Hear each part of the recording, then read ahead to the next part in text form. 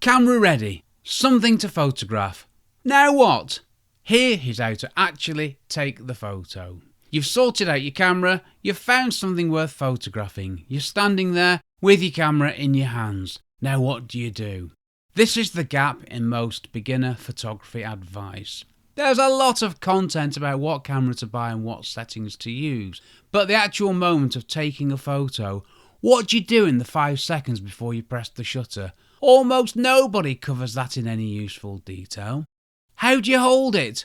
Where do you look? When do you focus? When do you press the shutter button? These things matter. They affect whether the photo is sharp, well composed, what you actually intended and want.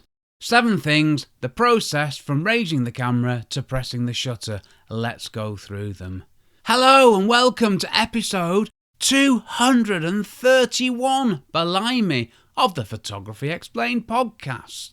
This episode is titled, Camera, check. Something to photograph, check. Now how do you actually take that photo? It's genius, isn't it? A very good morning, good afternoon, or indeed good evening to you, wherever you are in the world and whatever time of day you find yourself listening to me. I'm your host Rick. Hi, and in each episode I try to explain one photographic thing to you in plain English in less than 27 minutes-ish without the irrelevant details. Yes, really. I'm a professionally qualified photographer based in England with a lifetime of photographic experience which I share with you in my splendid podcast. Okay, let's get into this. The moment you pick up the camera and point it at something, this is the moment that actually matters. And most of the time people just rush it. These 7 things are a process. Follow them in order and your photos will be sharper, better composed and more of what you actually intended and indeed wanted. Hopefully. Better photos. That is the point of this. Okay, tip 1. Hold the camera with both hands every single time. Right hand on the grip, left hand under the lens or under the body of the camera supporting it from below. Both hands every time without exception. This matters because stability matters. Any movement of the camera during the fraction of a second the shutter is open will show in the photo as blur and we don't want that. 2 hands properly placed hopefully eliminate that movement or at the very least significantly reduce it. Yes, it sounds basic, but it is basic, and you'd be surprised how often people, especially those switching from a phone to a camera, end up holding a camera one-handed or gripping it loosely. Right hand on the grip, left hand underneath every single time. Tip 2, look through the viewfinder. It steadies the camera against your face and it helps you take better photos, more importantly. Your camera has a viewfinder. It's a small eyepiece you look through. And it's got a screen on the back of it, hasn't it? Both work, but there is an important difference. When you look through the viewfinder, you are excluding everything else. This is one standout difference between a camera and a phone for me that will never change. Of course it won't. And doing this is a much more stable platform to take a photo from. Hold your camera out in front of you, like you do with the phone, and it's less stable. Bringing your camera to your eye, it naturally places your arms in a more stable position, doesn't it? I'm actually doing the holding of the camera thing while I'm recording this, but hey, it's audio, isn't it? You can't see it. But if you do want to watch the video, check it out and more on that later. See, I never take photos using my LCD screen on my camera, that is, unless there's a specific need to. When you look through the viewfinder and press it against your face, you've got 3 points of contact with the camera in effect, haven't you? Your 2 hands and your face. I'm not saying that you're using your face to support your camera, but you get the point, don't you? That triangular support makes the camera significantly more stable than holding it at its arm's length to look at the screen. More stability means sharper photos, especially in lower light when the shutter speed is slower. Use the viewfinder when you can, you'll notice the difference. And yes, you can use tripods. I think I'll come on to that in a bit. Of course I do. Tip 3. Compose the frame before you focus on anything. Before you worry about what's sharp, decide what's in the frame. Move, change your angle, step left or right, get lower or higher. Try a few different positions before you commit. Using your viewfinder helps with this process. I know I'm repeating myself, but if you've been taking photos with a phone, when you take photos with a camera, you need to use this massive improvement in how to take your photos. It will help you so much. Now, composition is deciding what appears in the photo and where it sits in the frame, and of course what is not included in a photo. It's a creative decision, and it's much easier to make that decision before you start worrying about focus, and also when you're looking through the viewfinder. So compose first, focus second. It's a simple sequence that makes a real difference. Tip 4. Half press the shutter button to focus. Never stab it. The shutter button, or shutter release button should I say, it has 2 stages. Press it halfway down and the camera focuses. Press it all the way down and the photo is taken.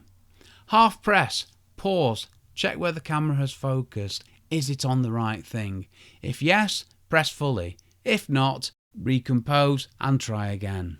Beginners often press the shutter button in one fast stab. The camera tries to focus and take the photo simultaneously. The result is often a photo that's slightly out of focus, so slow it down. Half press, wait for the focus confirmation, and then gently press the shutter button. Tip 5. Stand still, breathe out slowly and shoot. This sounds like something from a different discipline entirely. It's not, it's straightforward physics. Breathing is movement. Moving during the exposure can cause blur. A slow breath out, followed by a natural pause before you breathe in again, is the moment of least movement in your body. Compose, focus, stand still, breathe out slowly, shoot in that natural pause. It costs you nothing, and in lower light or at slower shutter speeds, it can make a visible difference to the sharpness of your photos. If this helps you get sharper, better photos, there really is no reason not to do it, is there? We're only talking here about breathing and pressing the shutter button, so yes, it does seriously help us. Tip 6. Check the shot you just took. Press the playback button and look at the photo you just took. Is it what you intended? Is it what you wanted? Is it sharp where you wanted it to be sharp? Is the composition right? This is one of the great advantages of digital photography. You can see the result immediately. Use that information. If the photo's not what you wanted, take another one. If it's overexposed, adjust and take another. If the focus is wrong, fix it and take another. Looking at the result and adjusting is how you learn and how you get the shot. How utterly splendid that we can see the result instantly, so make the most of it. It's there to help you. And delete the rubbish when you're sat in front of your computer or whatever device you're using. Don't delete rubbish photos in camera. It's too easy to delete the wrong thing. Don't let the rejects distract you. If you know you've taken a rubbish photo, just leave it, move on. You can quickly sort them later. I really don't like deleting photos in camera. Many people do, but I'm not a fan. Tip 7. Try to get the best one photo you can. Yes, dear listener, the best one photo you can. You don't need to take loads of photos. Usually, the first photo is the best one. I used to take loads of very similar photographs of the same thing, and then I'd spend ages agonising about which was the best one. And guess what? 99 times out of 100, it was the first photo anyway. If you take your time and think about taking a photo, that should be all you need, that one. See, these things are all related, aren't they? Take your time taking the photo and you're going to get a better photo. So you don't need to take another one from slightly to the left because you've already done that movement, haven't you? Check out episode 152, How My One Photo Rule Will Help You Take Better Photos, where I talk about this a lot more. Yes, my one photo rule. I talk about it a lot, to be honest with you. Get that one photo the best you can and then move on. This, dear listener, is a game changer, believe me. Right, quick recap.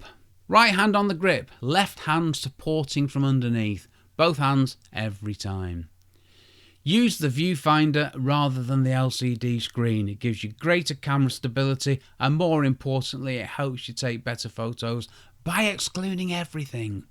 Compose the shot first before you worry about what is in focus. Half press the shutter release button to focus before pressing fully to shoot. Stand still, breathe out slowly and then shoot. Check the shot you just took and adjust if needed. Take one great photo and move on. What if I use a phone? With a phone, most of this happens automatically or instinctively. You hold your phone with both hands usually, you look at the screen, you tap to focus on something, you tap to shoot. The difference with a camera is that these steps become more deliberate and more distinct. The shutter button is physical, the focus confirmation is visible. The two-stage press is a real thing you have to learn. That deliberateness is actually a good thing. It slows you down in a way that makes you think about the shot before you take it, which is exactly where better photography begins. Yeah, I know I was meant to be talking about phones there, but I'm explaining the difference between taking a photo with a camera to a phone, so I think I'm alright there. What do? Well, I use a tripod most of the time, and I use the viewfinder much more than the LCD screen on the back of my camera. But when I'm shooting handheld, I do all of the above. And I try to get one photo and move on. That's the best one photo that I can. I don't really like taking photos with my phone. I don't enjoy it. I don't like holding the thing in front of me and looking at the screen, even though it's got an amazing screen. It's not a technical thing. It's just I don't like composing photos using my phone. I prefer looking through a camera viewfinder where everything else apart from what I'm taking a photograph of is excluded. It works for me and I enjoy it much more. Okay, there was lots more I was going to say, but I've realised I've already said it. No need to repeat yourself, Rick. Move on. Okay, here's something for you to do, dear listener. Go and take 10 photos of different things today. Not 50, not 100, 10. And for each one, follow the 7 steps in this episode in sequence.